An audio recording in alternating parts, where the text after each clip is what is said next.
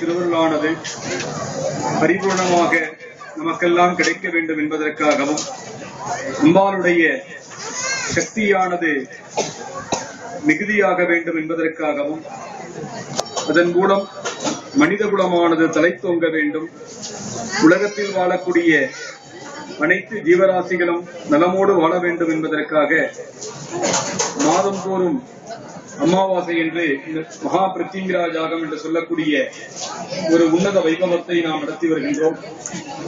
இந்த யாகத்தினுடைய பயனாக அனைவரும் நலமோடு வாழ வேண்டும் என்பதற்காகவும் சௌபாகியங்களை பெற்று வாழ வேண்டும் என்பதற்காகவும் அம்பாளுடைய பேராற்றலானது நமக்கெல்லாம் கிடைக்க வேண்டும் என்பதற்காக இந்த பிருத்திங்கிரா மகாயாகம் என்று சொல்லக்கூடிய அதி உன்னதமான மகாயாகம். யாகம் என்று சொன்னால் நம்முடைய முன்னோர்கள் எல்லாம் செய்த பலனானது நமக்கெல்லாம் கிடைக்க வேண்டும் என்பதற்காகவும் குலதெய்வத்தினுடைய பரிபூர்ண திருவருள் நமக்கெல்லாம் கிடைக்க வேண்டும். 1000 தாய்மார்கள் இருந்தாலும் தன்னுடைய தாயின் மூலமாகத்தான் உண்மையான அன்பை பெற முடியும். அதுபோன்று 1000 தெய்வங்கள் இருந்தாலும் நம்முடைய குலதெய்வத்தின் மூலமாகத்தான் சகலவிதமான யோகங்களும் சகலவிதமான சௌபாகியங்களும் சித்தியாகும் என்பதற்காகத்தான் அக்காலத்திலே நமக்கு குலதெய்வம் என்று சொல்லி தோற்றுவித்துள்ளார்கள். எதற்காக இந்த குலதெய்வம் என்று சொன்னால் நமது குலத்தை காக்கக்கூடியவர். குலம் என்று சொன்னால் நம்முடைய வம்சாவளி மரபு என்று சொல்லக்கூடியவர். இவைகளை எல்லாம் இந்த அம்பாள் காக்க வேண்டும், கருணை உள்ளம் கொண்டு நம்மை வாழ வைக்க வேண்டும் என்பதற்காகத்தான் நம்முடைய முன்னோர்கள் எல்லாம் இதுபோன்று ஆலயங்களை எல்லாம் அமைத்து அதற்கு குலதெய்வம் என்று ஏற்படுத்தி அந்த தெய்வத்தினுடைய திருவருள் நமக்கும் நம்முடைய சந்ததிகளுக்கும் சிறந்த முறையில் கிடைக்க வேண்டும் என்பதற்காகத்தான் ஆலயங்களை தோற்று வைத்துள்ளார்கள். அந்த அம்பாளுடைய பேராற்றல் மிகுதியாக வேண்டும் என்று சொன்னால் யாகங்கள், பூஜைகள், ஆராதனைகள் இவைகளின் மூலமாக அம்பாளானவள் மிகுந்த சந்தோஷத்தை அடைகிறார்.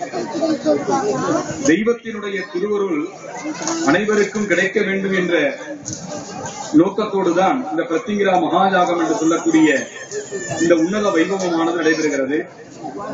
இந்த உன்னத வைபவத்தினுடைய இறையருள் நமக்கெல்லாம் எப்படி கிடைக்கின்றது என்று சொன்னால், இறைவனானவன் என்ன செய்கிறான் என்று சொன்னால் தன்னுடைய பேராற்றலை மக்களுக்கு தர வேண்டும் என்பதற்காக பிரதட்சணமாக எழுந்தருளி ஒரு அரண்மனைக்கு செல்லுகிறார். அரண்மனையிலே இருக்கக்கூடிய ராஜாவிடம் சென்று நான் கடவுள் வந்திருக்கிறேன் என்று சொல்லுகிறார். ராஜாவானவர் இந்த நேரத்தில் கடவுளாவது இறைவனாவது போய் வேற வேலை பார் என்று சொல்லி திருப்பி அனுப்பிவிடுகிறார். உடனே இறைவனானவன் ஒரு பெரிய செல்வந்தருடைய வீட்டிற்கு செல்லுகிறார். அந்த இரவு நேரத்திலே சென்று அங்கு அந்த செல்வந்தருடைய இல்லத்தினுடைய கதவை தட்டுகிறார். அந்த செல்வந்தரானவர் வெளியே வந்தவுடன் நான் கடவுள் வந்திருக்கிறேன், உனக்கு என்ன வர வேண்டும் என்று கேட்கிறார். அவரும் அந்த கடவுள் மீது நம்பிக்கை இல்லாமல் எனக்கு இதிலெல்லாம் நம்பிக்கை இல்லை, அதனால வேற இடத்துக்கு போய் பாரு அப்படின்னு சொல்லி திருப்பி அனுப்பி விடுகிறார். அடுத்ததாக அந்த கடவுளானவள் என்ன செய்கிறார் என்று சொன்னால், ஒரு பரம ஏழை ஒரு கிணத்தினுடைய திட்டிலே அமர்ந்திருக்கிறான். அவனிடத்திலே சென்று நான் கடவுள் வந்திருக்கிறேன் என்று சொல்லுகிறார்.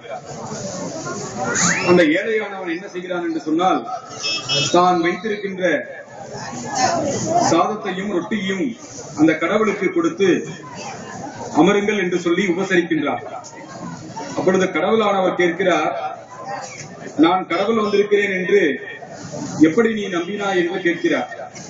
அதற்கு அந்த ஏழையானவன் என்ன சொல்லுகிறான் என்று சொன்னால், உன்னை தவிர வேற யாரும் என்னை தேடி வரமாட்டார்கள், அதனாலதான் நீ கடவுள்னு சொன்னோன்னா நான் நம்புறேன்னு சொல்றார். அப்படி இறைவனை இங்கு வரும்பொழுது முதல்ல நம்பிக்கைன்னு இருக்கணும். அந்த குலதெய்வத்தின் மீது அளவு கடந்த நம்பிக்கை இருக்கணும். அந்த நம்பிக்கை என்று சொல்லக்கூடியதுதான் பக்தியாக மாறக்கூடியது.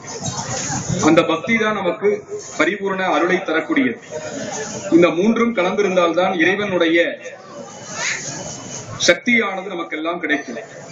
இந்த இறைவனுடைய சக்தி எப்படி கிடைக்க வேண்டும் என்று சொன்னால், காரைக்கால் அம்மையாரானவர் இறைவனானவன் காரைக்கால் அம்மையாரிடம் உனக்கு என்ன வரம் வேண்டும் என்று கேட்கிறார். இரவாத வரம் வேண்டும் என்று சொல்லுகிறார். இந்த வரம் வேண்டாம், வேறு வரத்தை கேள் என்று சொல்லுகிறார். அப்பொழுது அந்த காரைக்கால் அம்மையார் இரவாத அன்பு வேண்டும் என்று சொல்லுகிறார். இந்த வரமும் வேண்டாம், மீண்டும் வேற ஏதாவது வரத்தை கேள் என்று சொல்லுகிறார். இரவாத அன்பு வேண்டும் என்று மீண்டும் அதையே கேட்கிறார். பிறகு என்ன கேட்கிறார் என்று சொன்னால், இப்பிறவி வேண்டாம் என்று கேட்கிறார்.